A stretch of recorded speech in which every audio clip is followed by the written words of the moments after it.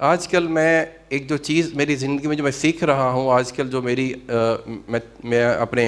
حضرت جی سے میں جو تربیت لے رہا ہوں وہ یہ ہے کہ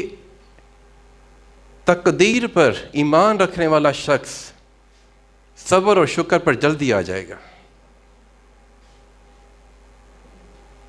کبھی کبھی مجھے when I was a young I couldn't understand کہ ایمان مفصل میں تقدیر کا ذکر کیوں کیا گیا ہے کہ تقدیر کے اوپر ایمان لے کر آئیں۔ میں بہت زیادہ کلیئر نہیں تھا، لیکن لاسٹ 5 ایئرز سے مجھے ایسے لگتا ہے کہ جس شخص کا تقدیر کے اوپر ایمان نہیں ہوتا وہ ٹوٹ پھوٹ جائے گا، وہ تدبیر اختیار کرے گا، وہ پلاننگ مینجمنٹ کے تمام اصول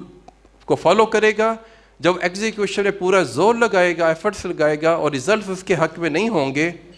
تو فرسٹریٹڈ ہو کے گیو اپ کر دے گا، وہ نیگیٹو ہو جائے گا۔ اور جو تقدیر پہ ایمان رکھتا ہوگا وہ کہ اس میں اللہ کی طرف سے میرے لیے بہترین، یہ میرے بہترین ہے، وہ کیپ اٹ اپ کرے گا، وہ گیو اپ نہیں کرے گا، کیونکہ گیو اپ کرنا اصل ہار ہوتی ہے، ورنہ اپ اینڈ ڈاؤن یہ زندگی میں چلتا ہے۔ کبھی ہم بیمار ہوتے ہیں، کبھی ہم صحت مند ہوتے ہیں، کبھی ہم جیتتے ہیں، کبھی ہم ہارتے ہیں، کبھی ہمارے 100/100 مارکس سکتے ہیں، کبھی ہمارے 80 بھی آتے ہیں۔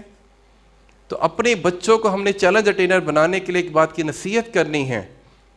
کہ ہم تدبیر کو اختیار کرتے ہوئے تقدیر کے اوپر ایمان رکھیں کہ کرنے والا اللہ ہے، ہم نے کوشش کرنی ہے، اور جب ہمارے حق میں رزلٹ آ جائیں، نتائج ہماری توقعات کے عین مطابق ہوں تو اللہ کا شکر ادا کرنا ہے، اور اگر نتائج میں کوئی دیر ہو جائے تو ہم نے صبر کے ساتھ، صبر صرف یہ نہیں ہے کہ ہم نے